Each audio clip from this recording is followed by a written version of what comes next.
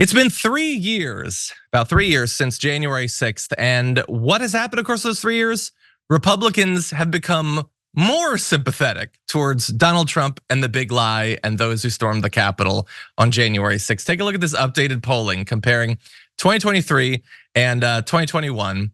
And what you have is overall, do you think that the protesters who entered the Capitol were mostly peaceful or mostly violent? Republicans, 26% had been willing to admit in 2021 that they were mostly violent. That has dropped to 18%, losing a significant, almost 1/3 of those who were willing to admit it before are not now. Even the Democrats dropped a tick. I guess that's probably just, like standard variation over time.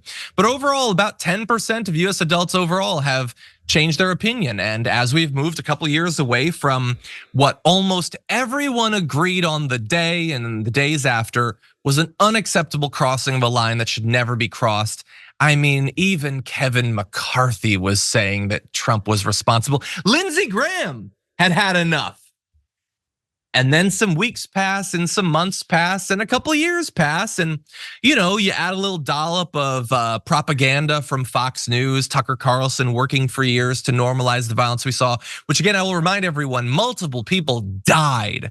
There were crowds trying to beat cops to death with flagpoles, mostly peaceful at this point. And we see some changes to overall in responses of related questions. So do you think that it threatened democracy or was it a defense of democracy? Well, the protesters entering the Capitol, you still have 58% say that it threatened democracy. There's still 12% of the country says that that was a defense of democracy. And 1 out of 4 people are like, neither of those. They're ambiguous as to whether it was good to have a violent mob storming the Capitol. A lot of other questions related to that, but Nina, I want your thoughts about this. As we've moved a couple years from January 6th, what do you think about the evolution on that topic? I think it's fading from people's memories somewhat. I mean, there's so much going on. I mean, when we think about what's happening in the Middle East, we still got Ukraine, you got horror raging in the Sudan, Congo, Haiti, other places. I think other things are above what happened on January the 6th. And so people's memories are fading. And then the Republicans, especially Donald J. Trump, he promotes a different narrative. And the way he pushes that narrative and his disciples push that narrative is certainly more compelling than the Democratic side. Yeah, look, and I think that that's largely fair. I mean, over the course of years, there's been a lot of difficulties. If some people want to focus on things that maybe hit closer to home, hit their pocketbook, I understand that. But when you're asked specifically about it, like viewing it as less threatening, like yes, it's been some time. I understand that things have been normalized or whatever, but as we cruise towards 2024, we're also cruising towards an opportunity for a redo of January 6th. Like, Trump could just win. That is definitely true. I'm super worried about that.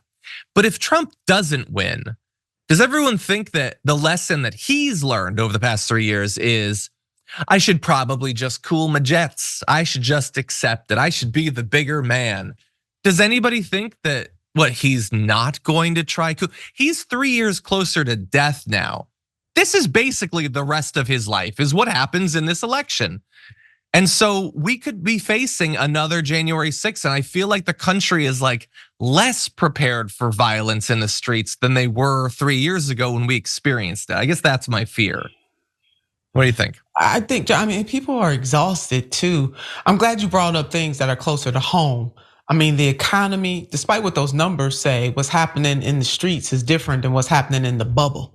And what those numbers really reflect is not what is the reality of most people in this country who are suffering under the weight of high healthcare costs, suffering under the weight of student loan costs. If you were somebody that went to college, suffering under the weight. I mean, the reason why we had Solidarity Summer is not because workers are getting what they deserve. We had Solidarity Summer, which is now Solidarity Winter, is because workers, what is happening within the House of Labor is a reflection of how workers in this country are feeling, the pain that people are feeling in their everyday lives.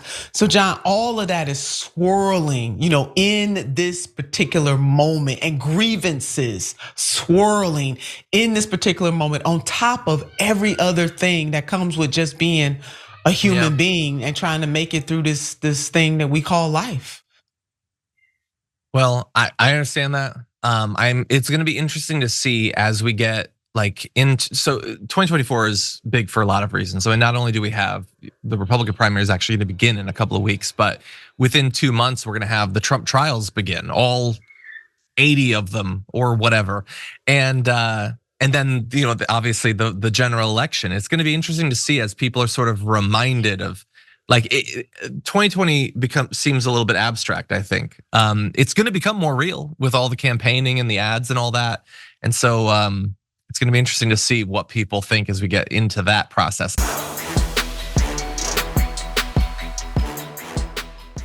Check out the Damage Report podcast each day, wherever you get your podcasts, whether Pocket Casts or Stitcher or iTunes.